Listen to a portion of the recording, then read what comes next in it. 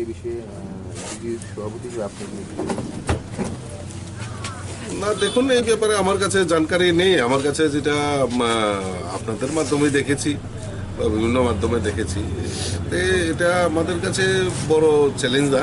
কারণ দল আমরা প্রস্তুত রয়েছি। আমরা আমাদের মোদিজি এই ত্রিপুরা রাজ্যের ডেভেলপমেন্টের জন্য যে কাজ করেছে তার নিরিখে দাঁড়িয়ে, এবং আমাদের ডাবল ইঞ্জিনের সরকার, রাজ্যের মাননীয় মুখ্যমন্ত্রীর পৌরোহিত্যে যে সরকার, এই সরকার মানুষের জন্য যে কাজ করেছে, সদ্য আমরা দেখেছেন আমাদের মাননীয় মুখ্যমন্ত্রী হাত ধরে মুখ্যমন্ত্রী জন আরোগ্য যোজনা 5 লক্ষ টাকা পর্যন্ত গরিবদের চিকিৎসা, এবং শুধু গরিব নয়, সমাজের প্রত্যেকটা অংশের মানুষকে এই সুযোগের আওতায় আনা হয়েছে। 5 লক্ষ টাকা পর্যন্ত তাদের চিকিৎসার দায়ভার রাজ্যের মুখ্যমন্ত্রী কাঁধে তুলে নিয়েছেন, যেটা আমাদের আয়ুষ্মান কার্ড, যেটা আমাদের ভারতবর্ষের প্রধানমন্ত্রী তার শুভ সূচনা করেছিলেন। তো কাজেই সমাজের প্রত্যেকটা অংশের মানুষের জন্য এবং সরকার ত্রিপুরা রাজ্যের যে উন্নয়ন চলছে তার নিরিখে দাঁড়িয়ে আমরা সদা প্রস্তুত, ভারতীয় জনতা পার্টি সংগঠন সদা প্রস্তুত।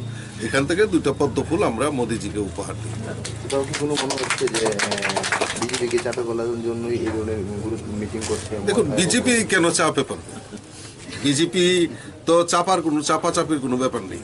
কারণ বিজেপি 2023-এ আপনাদের সামনেই আছে রেজাল্ট, কত দিকে কত আতাত, কত জোট ভোট হয়েছে, কিন্তু মানুষ তার স্বতঃস্ফূর্ত রায় দিয়েছে। সদ্য আমাদের 2টি উপনির্বাচন হয়েছে,